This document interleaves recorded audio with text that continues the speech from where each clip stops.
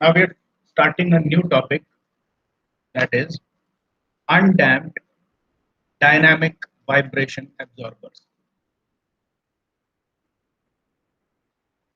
But let us first understand what is the meaning of vibration absorption.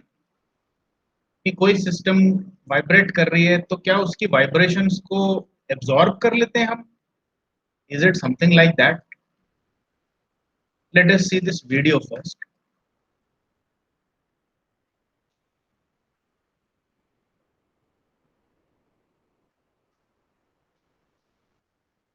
Video दिख रहा है क्या सब लोगों को? Yes, sir. ये देखो, first of all look at this thing. ये जो चीज अभी यहाँ पर आप देख रहे हैं, अभी आपको एक छोटा सा मोटर दिख रहा है which is resting on a platform here. The platform is suspended from two springs. ठीक है, इसको यहाँ इमेज में देखिए. I will draw and tell you.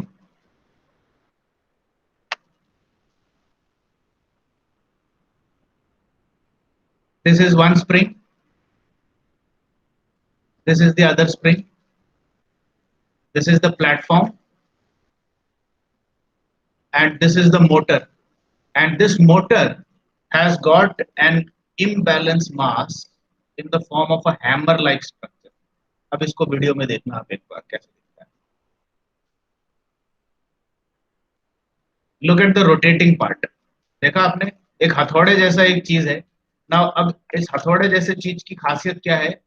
The mass is located at an eccentric distance from here. ठीक है, ये देखो इसका सीन कैसा है. The rotor that is visible in the video is something like this.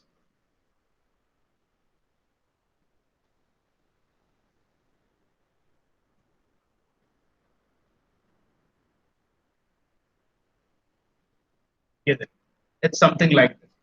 Now, this being the center, this is your eccentric mass m naught, and this is rotating like. So the radius of this imaginary circle is your eccentricity E. So basically, what you can say is that in the video, this person has created a rotary imbalance.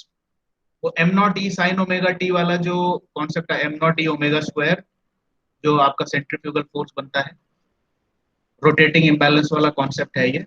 so this is the rotating imbalance. So basically you can see that due to the rotary imbalance, the whole system, the machine, the platform, everything is moving up and down. And now look what he's doing.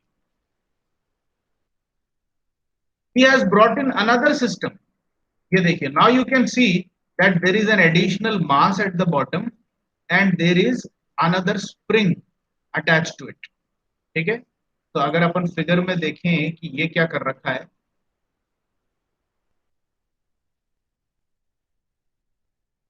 The primary system consisted of two springs and a total mass m, and the rotary imbalance, everything is inside this mass. From this he suspended another spring and another mass. तो अगर इस system को मैं simply, बिल्कुल अगर जैसे मैंने आपको बताया था कि रियल वर्ल्ड सिस्टम्स का सिंपल रिप्रेजेंटेशन अपन स्प्रिंग मास डैम्पर से करते हैं. अब सबसे पहली बात तो है कि ये अनडैम्प्ड है, तो इसमें डैम्पर तो है ही नहीं. Now without a damper, if this entire system is simply represented with a spring and mass, then I will draw it like this. Spring, spring, then a big mass. And inside this mass, there is this rotary imbalance and all. Okay? So this is your primary mass M1. And then, as you can see from the image, he has suspended a secondary system. यानी कि एक और spring लटका दिया और उसके नीचे एक और मास लटका दिया. So now, when I include this in my representative diagram, this is another spring and another mass M2. And now I want to further simplify my system. As you can see, there are two springs, but these two springs are in parallel. So I can construct an equivalent system which will be more simple to draw. One spring, one major mass M1, another secondary spring, and a secondary mass M2. Now, as you can see, this whole system that the person is demonstrating in the figure has converted into a 2 degree of freedom system with two masses.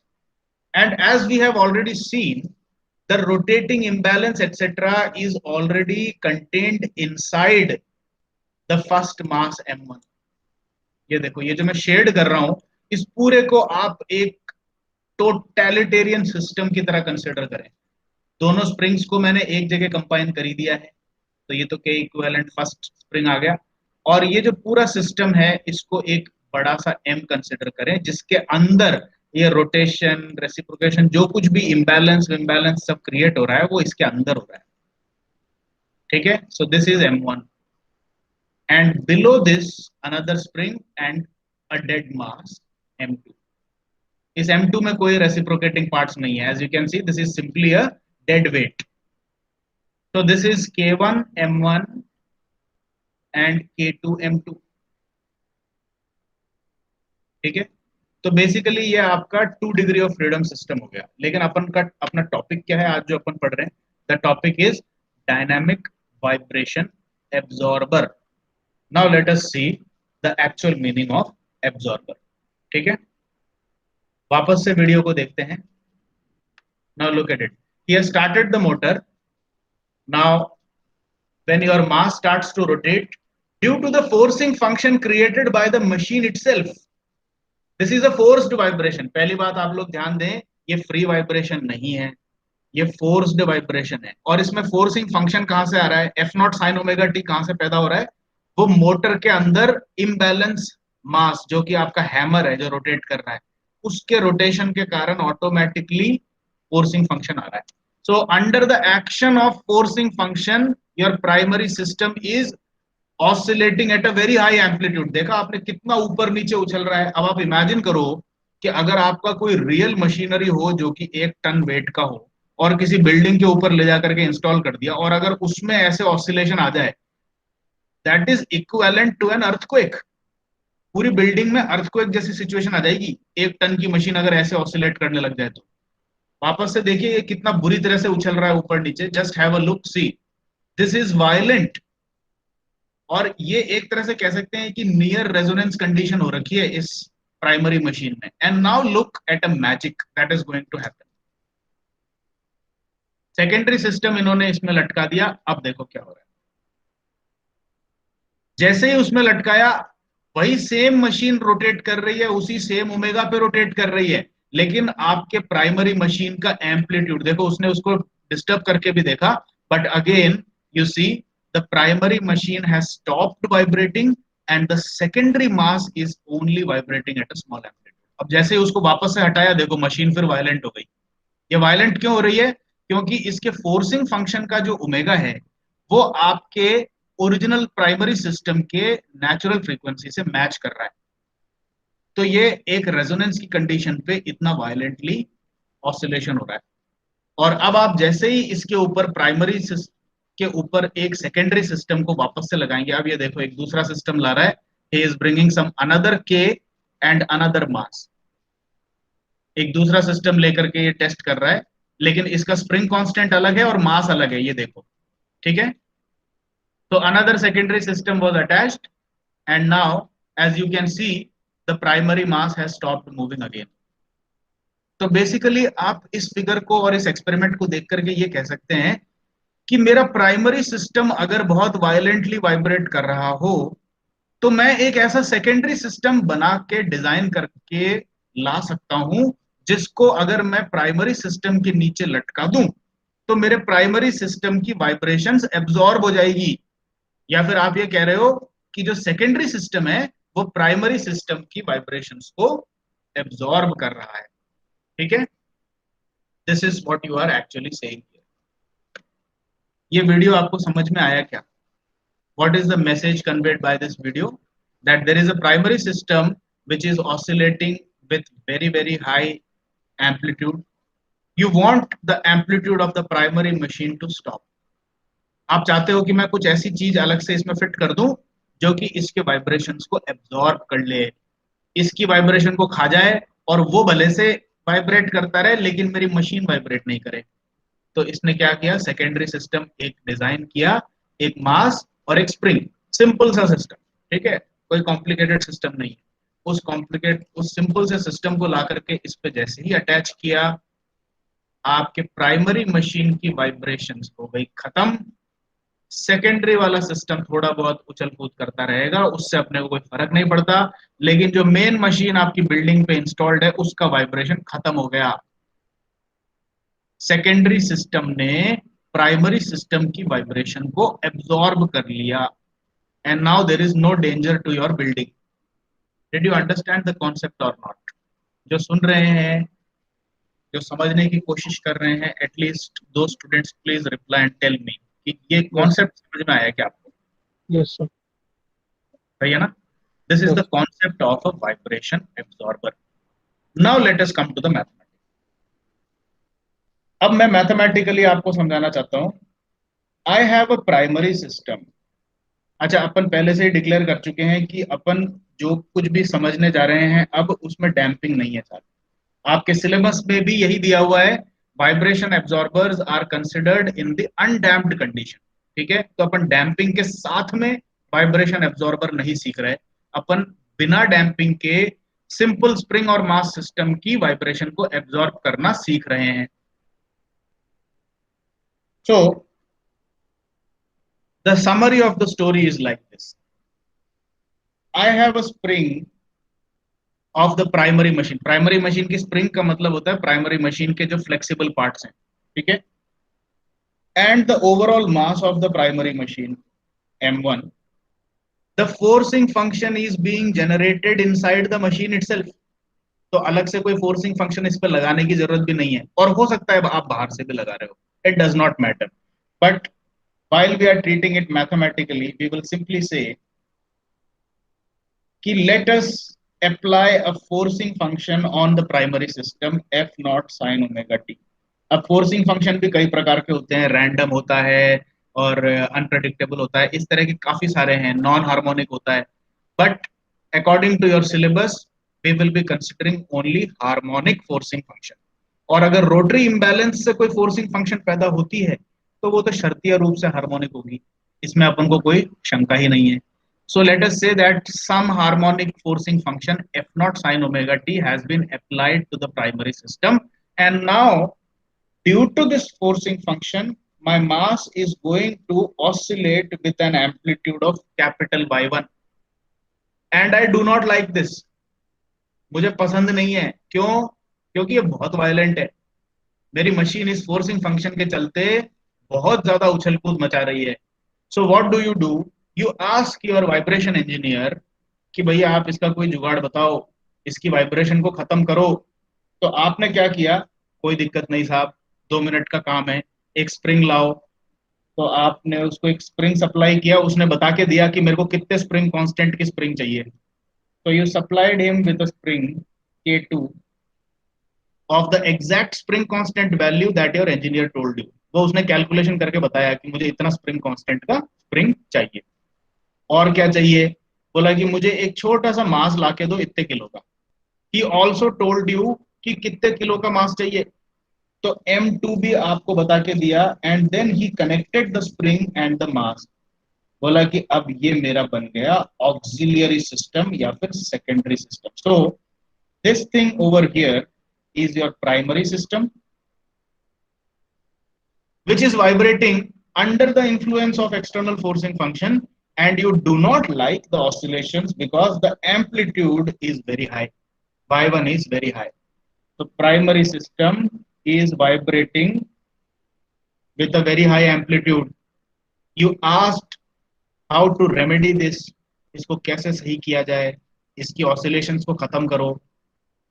मतलब आप ये कह रहे हो कि forcing function तो नहीं हटाऊंगा, भाई मशीन तो चालू करनी पड़ेगी मुझे, मेरी फैक्ट्री चलानी है, मशीन चलेगी, तो मशीन तो चलाऊंगा और forcing function F not sine omega T ही रहेगी। अब ऐसा जुगाड़ बताओ कि बस ये वाइब्रेट नहीं करे। यानी इसका एम्पलीट्यूड जो y1 है ये खत्म हो जाए। तो पहली सोच में तो इम्पॉसिबल लगता है, बोले यार ये क्या बात कर रहे हो, फोर्सिंग फंक्शन भी लगाओगे, मशीन भी तुमने लगा रखी है, K1 भी तुम्हारा, M1 भी तुम्हारा, और बोल रहे हो कि y1 होना नहीं चाहिए। तो यही आपको सिखा रहे हैं कि ऐसा कर सकते हैं। सो आपने एक्सपेरिमेंट में भी देखा, आपकी जो ओरिजिनल मशीन थी वो चलना बंद हो गई, ठीक है, और सेकेंडरी सिस्टम में थोड़े से वाइब्रेशन रह गए, उससे अपन को परवाह नहीं है। So you constructed a secondary system, this is a secondary system.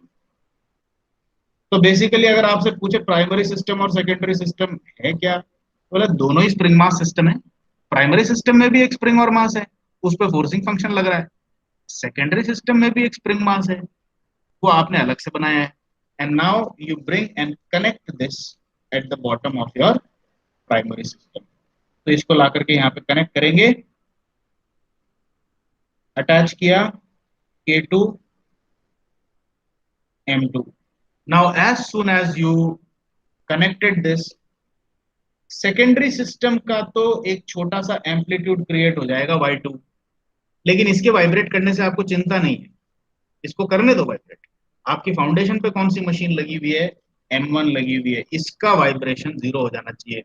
But the magic is, as soon as you connected your secondary system to the primary system, the amplitude of your primary system became zero. This is the magic. अब अपन इसके आगे की गणित समझने जा रहे हैं। ऐसा कैसे किया साहब आपने, कैसे हम K2 का सिलेक्शन करना सीखें, कैसे हम M2 का सिलेक्शन करना सीखें, कि भाई इन दोनों को मिला के एक सेकेंडरी सिस्टम बनाए और यहां पर ला करके अटैच कर दें, तो भैया जादू हो जाए और प्राइमरी सिस्टम चलना ही बंद हो जाए। चलना बंद हो जाए मतलब उसके अंदर की रोटरी पार्ट सब चल रही है, घूम रही है अभी भी। ये देखो वापस से वीडियो देखो, रोटरी पार्ट चलना बंद नहीं होती है सेकेंडरी सिस्टम लगाने से। ये देखो अब ये सेकेंडरी सिस्टम लगाएंगे, लो सेकेंडरी सिस्टम लग चुका है, रोटरी पार्ट अभी भी वैसा का वैसा ही चल रहा है, यानी कि forcing function is exactly the same, but it is not moving, your machine is not moving. ये देख लो, अब देखो सेकेंडरी पार्ट चल रहा है और रोड फर्स्ट जो प्राइमरी पार्ट है वो चलना बंद हो गया है, मतलब उसका वाइब्रेशन बंद हो गया है, रोटरी पार्ट तो रोटेट कर रहा है अभी भी। So the secondary system is designed in such a way so that it absorbs the vibrations of the primary। ठीक है, अब अपन को यही सीखना है, how to design a vibration absorber. And when you say that we are studying undamped dynamic vibration absorbers, you are basically talking about a secondary system consisting of a spring and mass, that's all, an auxiliary mass M2 and an auxiliary spring K2 connected with each other to construct a simple spring mass system. This is your vibration absorber। ये चीज आपका absorber है बस, ठीक है। तो अब इसको डिजाइन करना सीख रहे हैं आप। Now let us go back to the note, सारी चीजें मैंने यहाँ पर लिख रखी है ऑलरेडी, तो अपने को ज्यादा वापस से लिखने की जरूरत नहीं है, we can quickly go through this. So the summary is like this. There is a primary system, as you can see, K1 M1. There is a forcing function F naught sine omega t, which is acting on M1 already. Now this forcing function could be generated by M1 itself, as shown in the figure, as shown in the video here. इसमें आपने देखा कि M1 जो है ये पूरा system, ये खुद ही अपना फोर्सिंग फंक्शन जनरेट कर रहा है, या फिर आप एक्सटर्नली भी प्रोड्यूस कर सकते हैं, ठीक है। Anyway, whatever the case is, now you add an auxiliary mass spring system, secondary spring mass system लगाया K2 M2, और अब आप ये जानना चाहते हैं कि ये K2 और ये M2 क्या हो, जिससे कि ये जो एम्पलीट्यूड है आपका मास का, जो ये तो वेरिएबल है मोशन का, इसका एम्पलीट्यूड होगा x1, ये जीरो हो जाए, ठीक है, कोई दिक्कत नहीं है। तो इसके लिए क्या किया, once again we constructed equations of motion, ठीक है। अब इसकी इक्वेशन ऑफ मोशन में एक और बार दिखा देता हूं कैसे बनाना है। हालांकि कायदे से अब जाकर के मुझे इक्वेशंस ऑफ मोशन कभी भी आपको बना के दिखाने की जरूरत नहीं होनी चाहिए.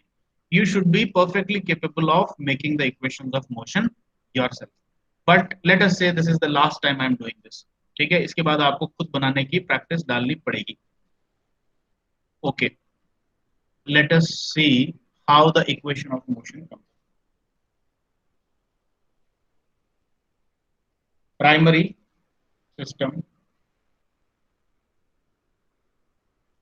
अच्छा, अपन ने जो नोट्स के अंदर y लेने की जगह x ले रखा है, कोई दिक्कत नहीं है, अपन x में ही बना लेते हैं equation. There is a forcing function acting on your m1. और अभी आप जो करंट सिचुएशन लोगे तो उसमें आपको ये बताना पड़ेगा, भाई देखो फोर्सिंग फंक्शन जो है वो आपका साइनोसॉइडल है, F not sine omega T. तो किसी टाइम पे ये ऊपर को लगती हुई दिखेगी, किसी टाइम पे नीचे को लगती हुई दिखेगी. But for the time being when you are considering a frozen moment in time to make the differential equation, then let us consider that f naught sin omega t is acting in the downward direction. इस क्षण पे ये नीचे को चल रहा है, ये मान रहे हैं अपन, ठीक है. And similarly from the equilibrium position let the instantaneous displacement of m1 be x1. देखो वेरिएबल बना रहा हूं मैं, डिस्प्लेसमेंट वेरिएबल बना दिया पहले प्राइमरी सिस्टम का, ठीक है. And you connect an auxiliary system with this K2 M2,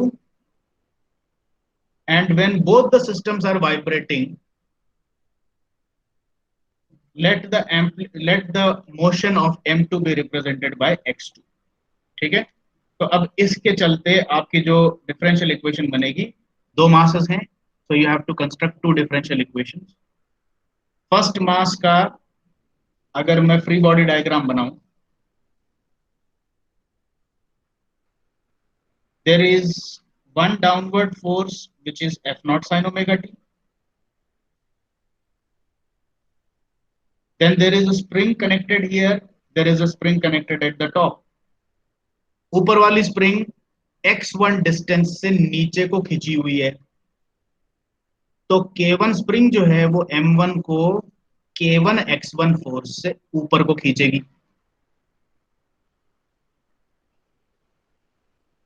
नीचे वाली spring k2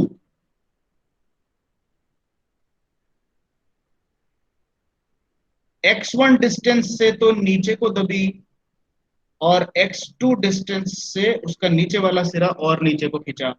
Assuming that x2 is greater than x1, the total stretch of the spring k2 becomes x2 minus x1. और खींची हुई spring अपने दोनों connected ends को अंदर की तरफ खींचेगी. So considering the perspective of mass m1, it will experience a downward pull by spring k2 with a force of k2 x2 minus x1. ये इसका फ्री बॉडी डायग्राम बन गया.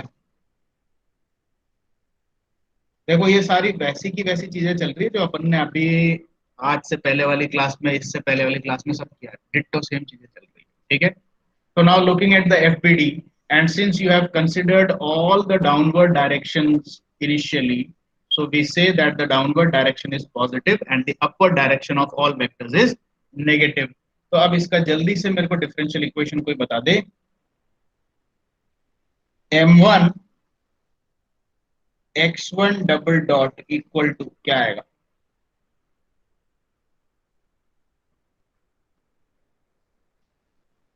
F not sine omega t plus k2.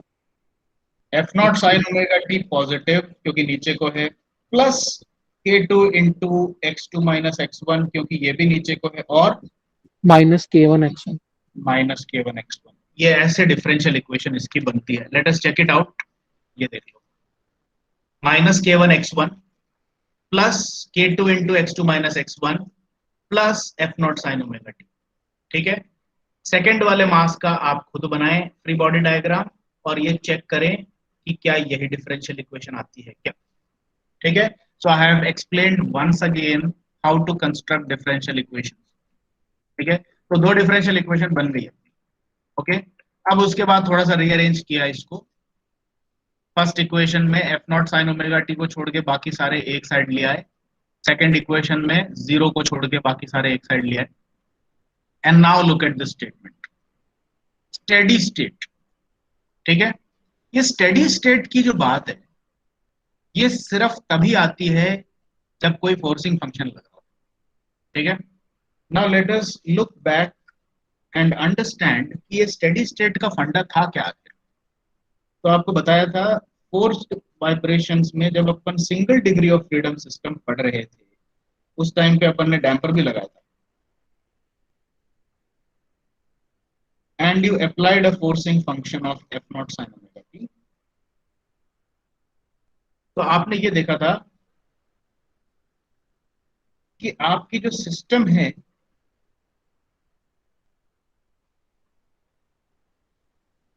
Displacement और time का अगर आप graph बनाते तो स्टार्टिंग में तो ये कुछ भी रैंडम डिस्प्लेसमेंट दिखा रहा है और उसके बाद फिर एकदम से ये सुधर जाता है।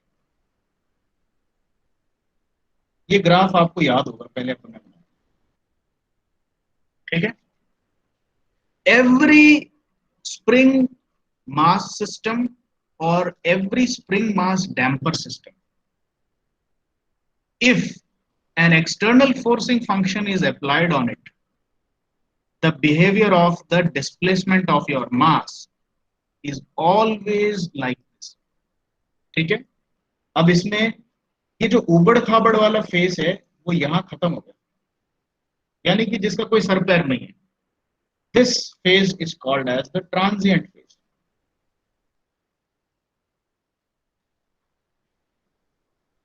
Transient phase ends after a certain amount of time.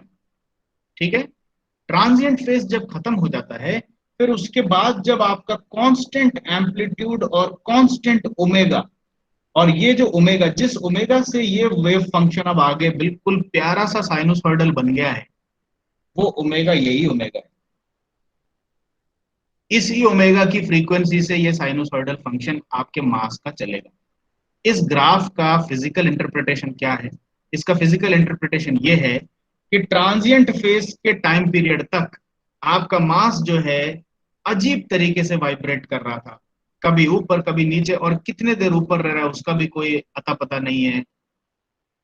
Indefinite सा वाइब्रेशन था, लेकिन कुछ 5 6 10 सेकंड के बाद ये एकदम से बिल्कुल परफेक्ट साइनोसॉइडल वेव फॉर्म के साथ वाइब्रेट करने लग गया, यानी कि बिल्कुल परफेक्ट सिंपल हार्मोनिक मोशन पे आ गया। और उस सिंपल हार्मोनिक मोशन की फ्रीक्वेंसी वही ओमेगा है जो आपके द्वारा दी गई फोर्सिंग फंक्शन की फ्रीक्वेंसी है, omega. This state is called as the steady state. So the summary of the matter is that whenever a forcing function, harmonic forcing function is applied to a spring mass system or a spring mass damper system, there will always be a transient phase which will end after a certain period of time, and there is definitely bound to come a steady state phase after some time, in which you will see that the mass, spring and damper are very well behaved and they are properly following a sinusoidal curve profile with the same frequency as that of the forcing function। या फिर आप ये कह सकते हो कि forcing function के गुलाम हो गए अब ये, यानी कि फोर्सिंग फंक्शन जो फ्रीक्वेंसी डिक्टेट कर रही है उसी फ्रीक्वेंसी को चुपचाप मानना चालू कर दिया सिस्टम ने अब। This is called as steady state. ठीक है, now instead of a single degree of freedom system, if I provide you with a 2 degree of freedom system, जैसा कि अपन अभी कर रहे हैं, K1 M1 and K2 M2, and it does not matter कि आप M2 पे फोर्सिंग फंक्शन लगा रहे हो चाहे M1 पे लगा रहे हो, किसी पे भी एक फोर्सिंग फंक्शन लगा लो। ठीक है, तो दोनों मास वाइब्रेट करेंगे। तो अब की बार आप दोनों मासेस का इन्वेस्टिगेशन करोगे कि भाई इनका स्टेडी स्टेट आता है कि नहीं आता है। बिल्कुल आएगा। For the first mass displacement versus time curve जो है वो ऐसा ऐसा कुछ बनेगा, and then the well behaved steady state will be achieved. इसका वही ओमेगा होगा जो आपके फोर्सिंग फंक्शन का ओमेगा है, यानी कि अब ये इसका कहना मानने लग गया, चुपचाप उसी फ्रीक्वेंसी पे वाइब्रेट करने लग गया जो फोर्सिंग फंक्शन इसको करने को कह रही थी। Similarly another curve will be drawn for second mass m2, the displacement being represented by x2, and if you once again plot the curve, you will once again see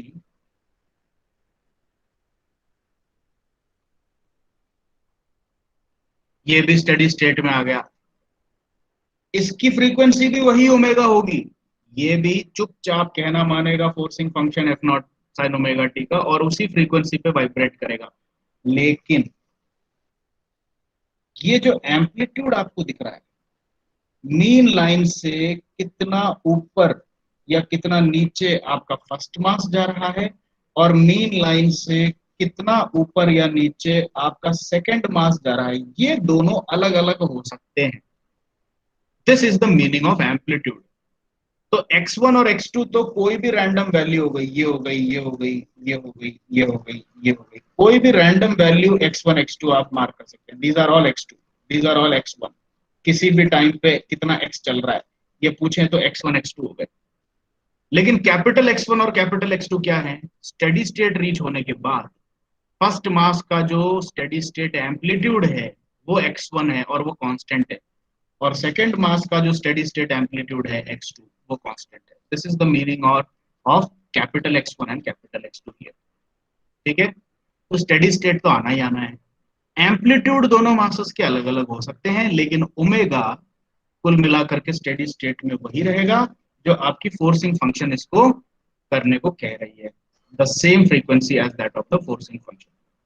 ठीक है, तो अब अपन ये कुल मिला के कह रहे हैं कि भाई अब ये स्टेडी स्टेट आ गया ना, तो स्टेडी स्टेट में सिंपल हार्मोनिक मोशन होगा ना, और अगर होगा तो मतलब स्टेडी स्टेट से आगे की जो इक्वेशन है, क्या मैं उसको ऐसे नहीं लिख सकता, x1 is equal to capital x1 sine omega t. अब समझ में आया आपको अपन ऐसा क्यों लेते हैं? और उसी तरीके से जब इसका स्टेडी स्टेट रीच हो गया है तो इस पॉइंट के बाद मैं x2 को बड़े कॉन्फिडेंस के साथ capital x2 sine omega T लिख सकता हूँ। ये चीज समझ में आई कि नहीं आई आपको?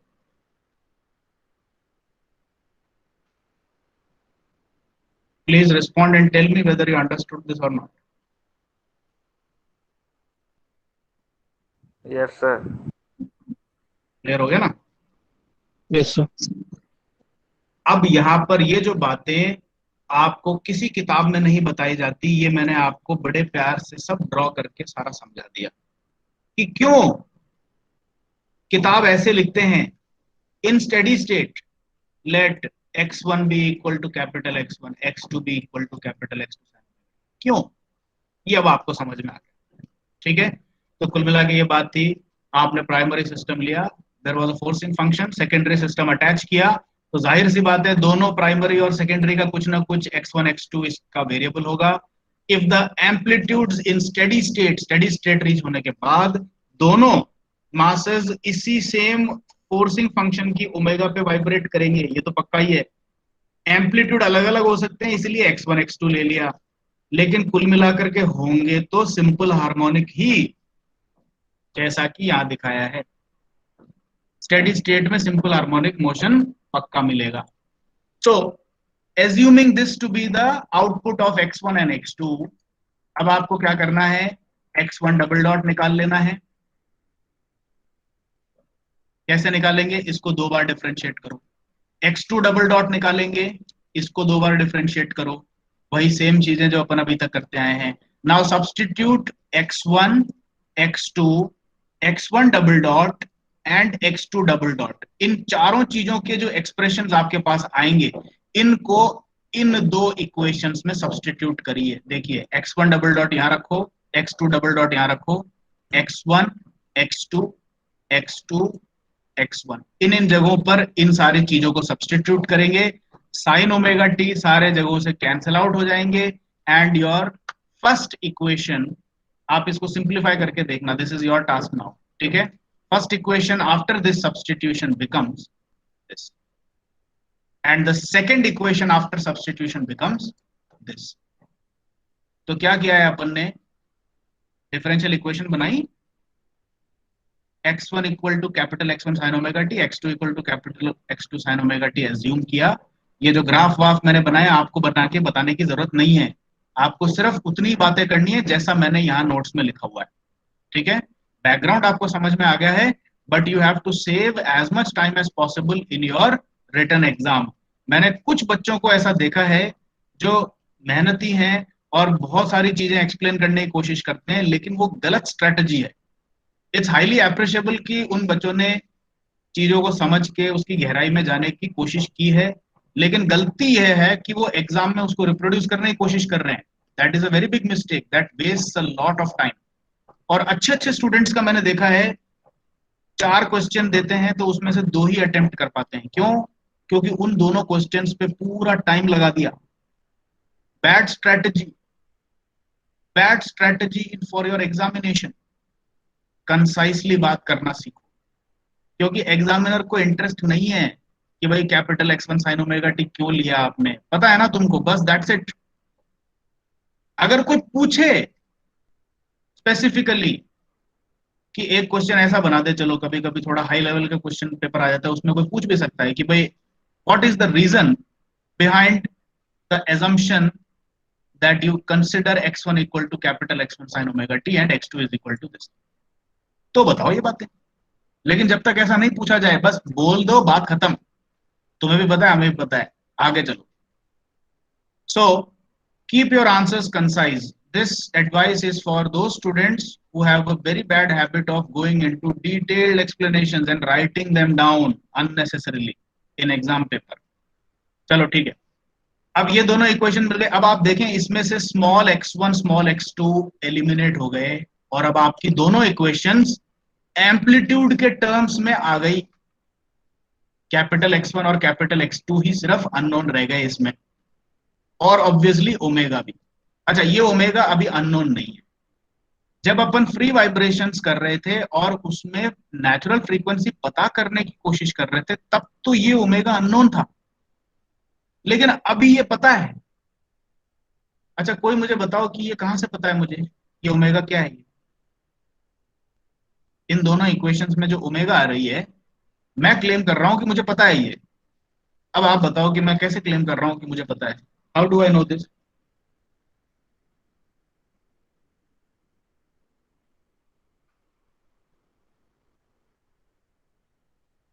सर क्यों हमारा जो F not sine omega T है वो ओब्ला ओमेगा है। क्योंकि F not sine omega T तो आपको दिया हुआ ही है, उसका ओमेगा भी दिया होगा। तो ये जो इक्वेशंस में जितनी भी ओमेगा दिख रही है, ये वही ओमेगा है फोर्सिंग फंक्शन की। अभी अभी आपको समझा दिया कि स्टेडी स्टेट में फोर्सिंग फंक्शन के गुलाम हो जाते हैं दोनों सिस्टम्स, सेकेंडरी और प्राइमरी, और फोर्सिंग फंक्शन की जो फ्रीक्वेंसी चल रही है उसी फ्रीक्वेंसी पे चलने को मजबूर हो जाते हैं। So this is the same omega and this is not unknown, this is already known to us. तो अगर आप ये पूछें कि इक्वेशन नंबर 5 और इक्वेशन नंबर 6 में कुल मिलाकर के अननोन कौन कौन से हैं, they are only x1 and x2, कि दोनों मासस के जो एम्पलीट्यूड्स हैं बस उनको छोड़ के बाकी सब पता है हमें। तो अब आगे चलें, तो अब बात सिर्फ इन्हीं दोनों की हो रही है, अभी एम्पलीट्यूड्स की बात हो रही है। तो अब क्या किया, now basically what we are going to do is we are going to solve equation 5 and equation 6 simultaneously। ठीक है, दो इक्वेशन है और दो अननोन है, x1 x2 कैपिटल। ठीक है, तो अब ये बाकी की जो बात मैं आगे कर रहा हूं वो यही है कि इसको कैसे सॉल्व करना है।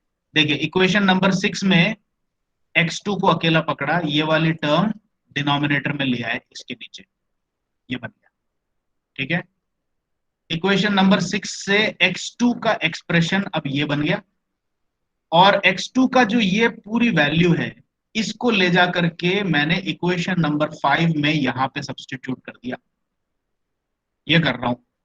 काफी तरीके हैं simultaneous solution of simple equations के लिए, you can adopt anything, but what I am aiming at is to construct a value of capital x1।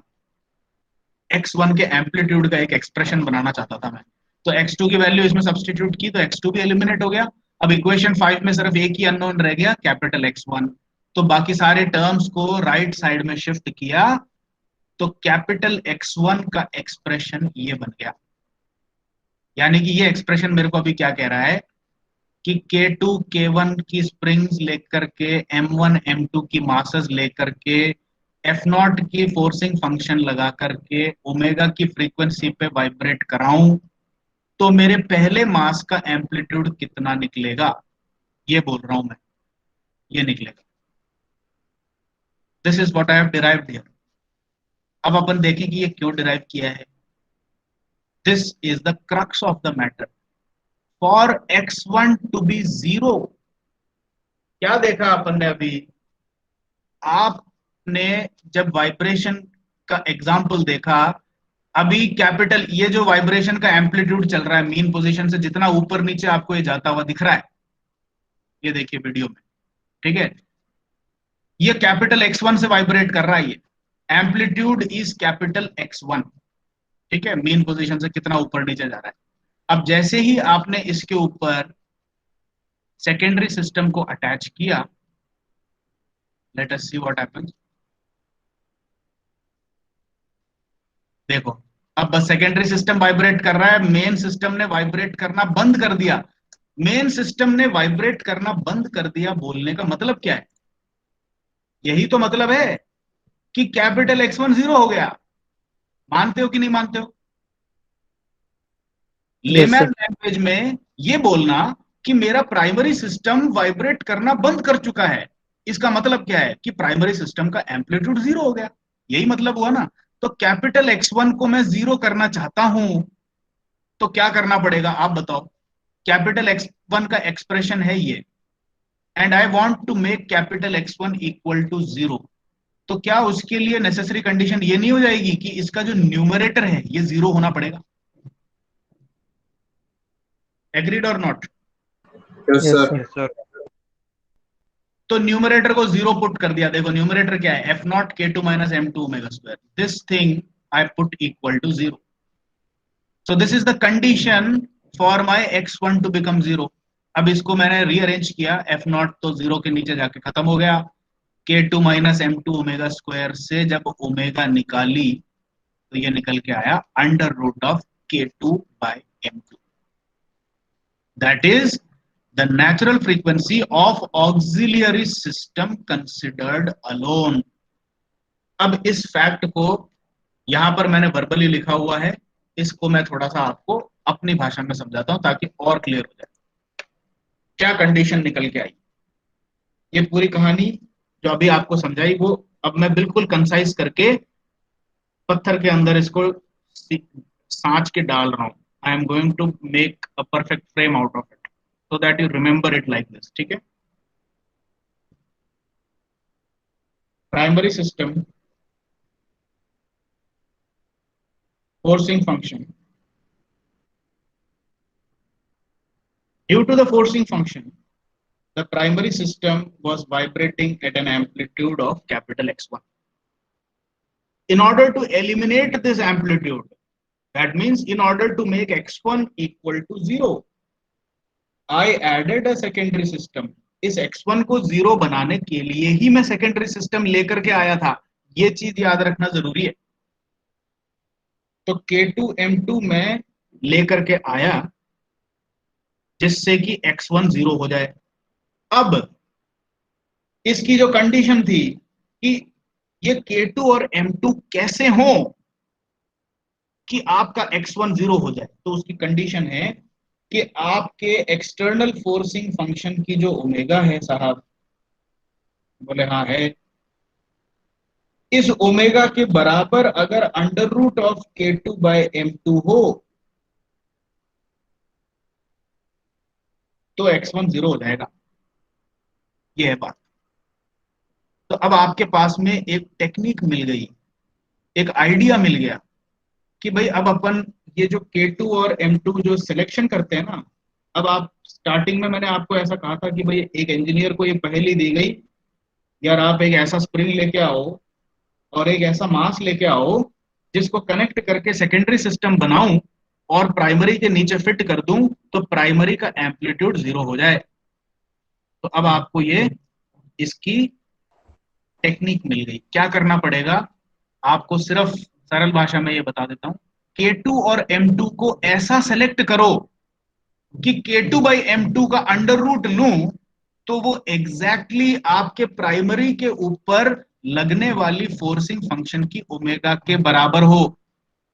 इस तरीके से अगर K2 और M2 का आपने सिलेक्शन कर लिया तो आपकी प्राइमरी फंक्शन चलना बंद हो जाएगी, पक्की बात है। This is what the mathematics tells you. अब आपने ये जांच करके देखा, ये under root of K2 by M2 आखिर चीज क्या है? भाई K बाई M तो अपनी बहुत जानी पहचानी एक्सप्रेशन है ना। अगर मैं आपको नींद से भी जगा करके अब मैं ये पूछूं, बेटा under root K by M क्या चीज है, क्या जवाब दोगे? मैं कोई कॉन्टेक्स्ट नहीं दिया, मैंने कोई मास नहीं बताया, स्प्रिंग नहीं बताया, कुछ नहीं बताया। आपको तो बस नींद से जगाया और बोला बेटा जल्दी उठो, बताओ under root K by M क्या है। Omega n. Natural frequency. This is the natural frequency. यानी कि अगर मैं कोई सा भी स्प्रिंग ले लूं के का और कोई सा भी मास उस पर लटका दूं और इसको फ्री वाइब्रेशन कराऊं तो उसके फ्री वाइब्रेशन की नेचुरल फ्रीक्वेंसी है ओमेगा। तो अब कुल मिलाकर के ये बात हो गई ना। मैं कह रहा हूं कि मैं एक ऑक्सिलरी सिस्टम बनाना चाहता हूं साहब, जिसमें मैं K2 और M2 लेकर के आ रहा हूं। तो ये under root of K2 by M2 क्या है? This is the natural frequency of your, अच्छा एम ओमेगा N2 नहीं लिखूंगा, ओमेगा N लिख दूंगा, ठीक है। This is the natural frequency of your auxiliary system when it was not connected to the primary। ठीक है। अब इसमें ये चीजें देखो, ये चीज भी समझना बहुत जरूरी है। प्राइमरी सिस्टम,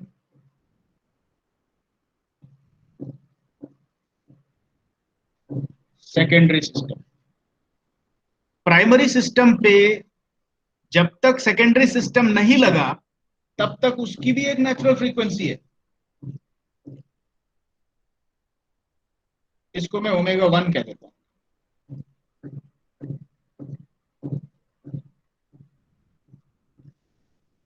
और जब तक सेकेंडरी सिस्टम मैंने प्राइमरी पे अटैच नहीं किया तब तक उसकी खुद की एक नेचुरल फ्रीक्वेंसी है। लेकिन जैसे ही मैंने इन दोनों को कनेक्ट कर दिया, फिर ना इसका कोई मतलब है ना इसका कोई मतलब है। ये भी आप लोगों को पता होना चाहिए। जब तक ये दोनों अलग अलग हैं तब तक इन दोनों की खुद की नेचुरल फ्रीक्वेंसीज हैं, क्योंकि ये दोनों अपने आप में single degree of freedom system है। लेकिन जैसे ही मैंने इनको अटैच कर दिया,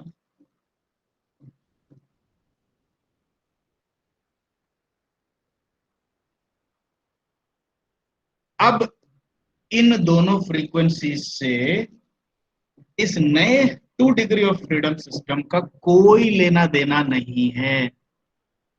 now the entire system as a combined 2 degree of freedom systems has its own two natural frequencies omega n1 omega n2, जो कि आपको प्रीवियस क्लासेस में निकालना सिखाया था। और ये जो ओमेगा n1 ओमेगा n2 हैं, ये combined 2 degree of freedom systems की दो नेचुरल फ्रीक्वेंसीज हैं। और ये जो ओमेगा 1 और ओमेगा 2 आपको बताया था, ये प्राइमरी सिस्टम की अकेले की as a single degree of freedom system natural frequency है। और ये ओमेगा 2 जो है, ये सेकेंडरी सिस्टम की individually as a single degree of freedom system खुद की नेचुरल फ्रीक्वेंसी है। तो अब आप आगे आने वाली क्लासेस में कंफ्यूज ना हो, इसीलिए मैं इतना एम्फसाइज करके ये सारी चीजें बता रहा हूं।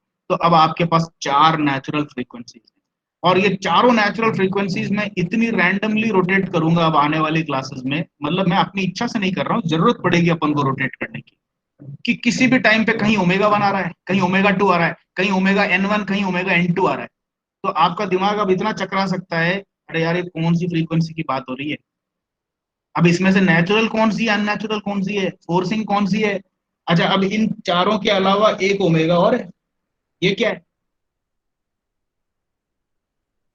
4 नेचुरल फ्रीक्वेंसीज तो बता दी, omega 1, omega 2, omega n1, omega n2. There is another omega. इन सारे प्लेयर्स के बीच में एक और खिलाड़ी है. ये कौन है? Forcing frequency. ये फोर्सिंग फंक्शन वाला ओमेगा है. इसका इन चारों से कोई लेना देना नहीं है. ये फोर्सिंग फंक्शन प्राइमरी पे लग रहा है आपके F not sine omega T. और ये जो ओमेगा है इसमें बैठा हुआ, ये ओमेगा कुछ भी हो सकता है. ये आपके हाथ में है इस ओमेगा को कंट्रोल करना. जैसे मशीन की स्पीड बढ़ाते हैं, पंखे की स्पीड बढ़ाते हैं, किसी भी रोटेटिंग रेसिप्रोकेटिंग चीज का नॉब घुमा के, लीवर घुमा करके, गाड़ी का स्पीड बढ़ाने के लिए आप एक्सेलरेटर पे पैर दबाते हो तो इंजन की आरपीएम चेंज होती है कि नहीं होती है. तो ये जितने भी तरीके से किसी भी रोटेटिंग या रेसिप्रोकेटिंग पार्ट की स्पीड को चेंज किया जाता है, उसके साथ इसकी ओमेगा चेंज हो जाती है मशीन की. तो omega is a component which is externally controlled by the machine operator. Omega operator के हाथ में है. ओमेगा 1 और ओमेगा 2 ऑपरेटर के हाथ में नहीं है. ओमेगा n1 और ओमेगा n2 ऑपरेटर के हाथ में नहीं है. ये चारों नेचुरल फ्रीक्वेंसीज हैं. ओमेगा फोर्सिंग फंक्शन की फ्रीक्वेंसी है. फोर्सिंग फंक्शन ऑपरेटर लगा रहा है तो ऑपरेटर के हाथ में. This is the entire concept of vibration absorption. तो कुल मिलाकर के ये बात हुई वाइब्रेशन एब्जॉर्प्शन की कंडीशन क्या हो गई. सेकेंडरी सिस्टम की जो नेचुरल फ्रीक्वेंसी है, stand alone natural frequency, that is omega 2, अगर ये आपके प्राइमरी पे लगने वाली फोर्सिंग फंक्शन की ओमेगा से मैच कर जाए तो आपके द्वारा लगाया हुआ सेकेंडरी सिस्टम प्राइमरी सिस्टम की वाइब्रेशंस को एब्जॉर्ब कर लेगा, नहीं तो नहीं करेगा. तो this is the condition. This is what we have derived today. तो आपको समझ में आ गया आज की सारी बातें. वाइब्रेशन एब्जॉर्प्शन के लिए क्या करना पड़ता है. You have to design a secondary system whose stand alone, यानी कि सेकेंडरी सिस्टम की stand alone natural frequency omega 2 अगर आपकी प्राइमरी सिस्टम पे लगने वाली ओमेगा के बराबर हो जाए, या आप ऐसा डिजाइन कर लो कि वो ओमेगा के बराबर हो जाए, K2 और M2 को ऐसा सेलेक्ट करके, तो आपकी प्राइमरी सिस्टम बंद कर देगी वाइब्रेट करना. तो ये जो महाशय यहाँ पर जो एक मास और एक स्प्रिंग लेकर के आए, इनको कैसे पता लगा कि इतना लंबा स्प्रिंग लेने से और एग्जैक्टली इतना मास लगाने से प्राइमरी सिस्टम चलना बंद हो जाएगी. क्योंकि इसको पता है कि ये मोटर कितने आरपीएम पे घूम रही है.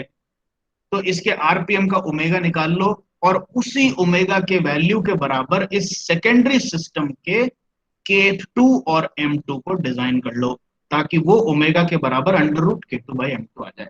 This is the simple concept of vibration. Sir हाँ, यानी कि सर मतलब जो फोर्सिंग फंक्शन वाला ओमेगा हुआ हम्म, वो ओमेगा बराबर होना चाहिए ओमेगा n2 से. ओमेगा 2 से. हाँ, ओमेगा 2 से.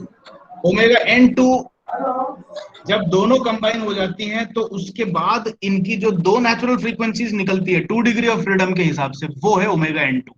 वो तो अभी आपको पता ही नहीं है, वो तो अलग से फिर निकालना पड़ेगा. लेकिन ओमेगा 2 तो आप कभी भी निकाल सकते हो. ओमेगा 2 निकालने के लिए आप सेकेंडरी सिस्टम को हुक से निकालो और बाहर लेके आओ. अब ये single degree of freedom system है आपका सेकेंडरी. अब इसको फ्री वाइब्रेशन कराओ. इसकी फ्री वाइब्रेशन कराओगे तो जिस फ्रीक्वेंसी पे वाइब्रेट करेगा वो है ओमेगा 2.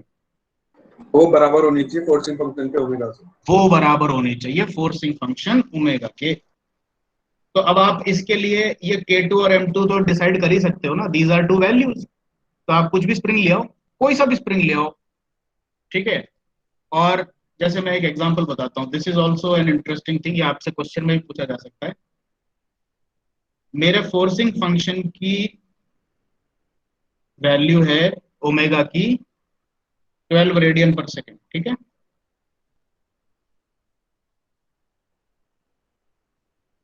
मैं एक सेकेंडरी सिस्टम डिजाइन करना चाहता हूं जिससे कि प्राइमरी सिस्टम की वाइब्रेशन खत्म हो जाए. So I want to design a K2 and M2. मेरे को कहीं रास्ते में एक स्प्रिंग पड़ी हुई मिली, ठीक है. अब रास्ते में कोई स्प्रिंग पड़ी भी मिलेगी तो उसका K2 आप डिजाइन कर सकते हो क्या? क्या आपके हाथ में है नो उसको सर। डिजाइन करना? पड़ी भी मिली है ना, नो। तो जो भी स्प्रिंग कांस्टेंट है उसका वो आपके लिए बस आपको पचाना पड़ेगा उसको। तो आपको जो रास्ते में पड़ी हुई स्प्रिंग मिली उसकी वैल्यू भी मैं दे देता हूं 2 न्यूटन पर मीटर। अब उसके नीचे जो मास लटकाओगे वो तो आप खुद ही पता कर सकते हो ना। अब आपको खूब सारे कंकड़ पत्थर रास्ते में पड़े हुए मिले, तो छोटे कंकड़ लोगे तो छोटा मास बनेगा, बड़े कंकड़ लोगे तो बड़ा मास बनेगा।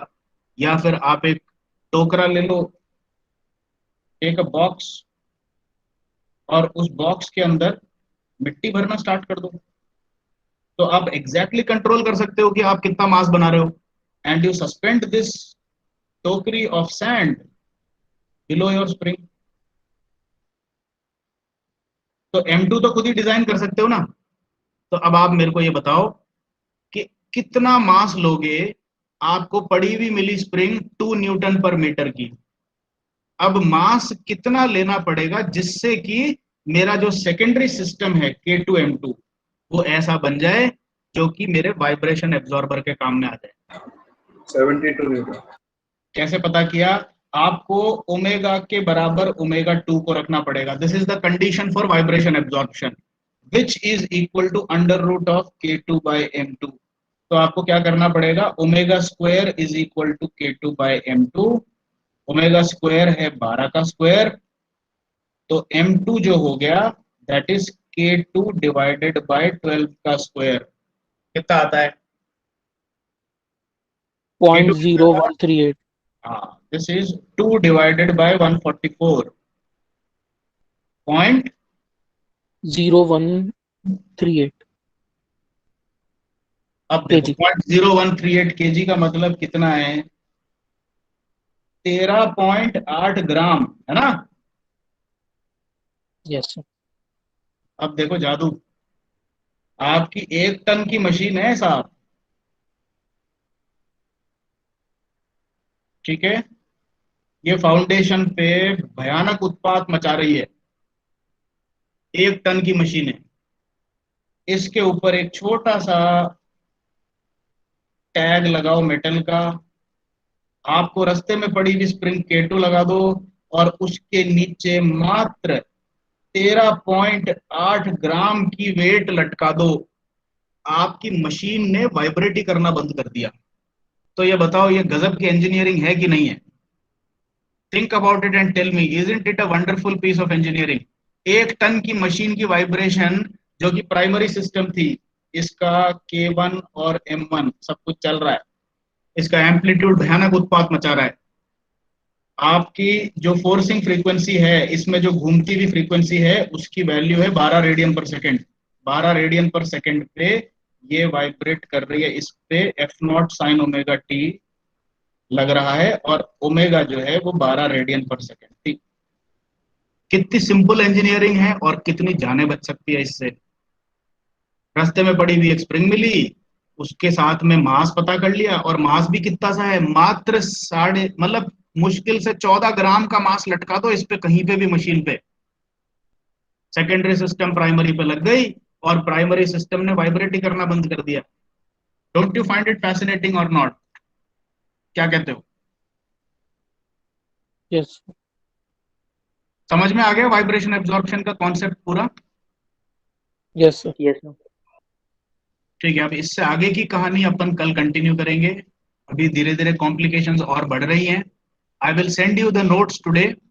अगर हो सके तो थोड़ा सा यहाँ तक पढ़ना। ये देखो, ये जहां पर ये बात आ गई ना, यहाँ तक एक बार रीड कर लो, go through it, do the derivation yourself, ताकि आपकी नॉलेज और कंसोलिडेट हो जाए।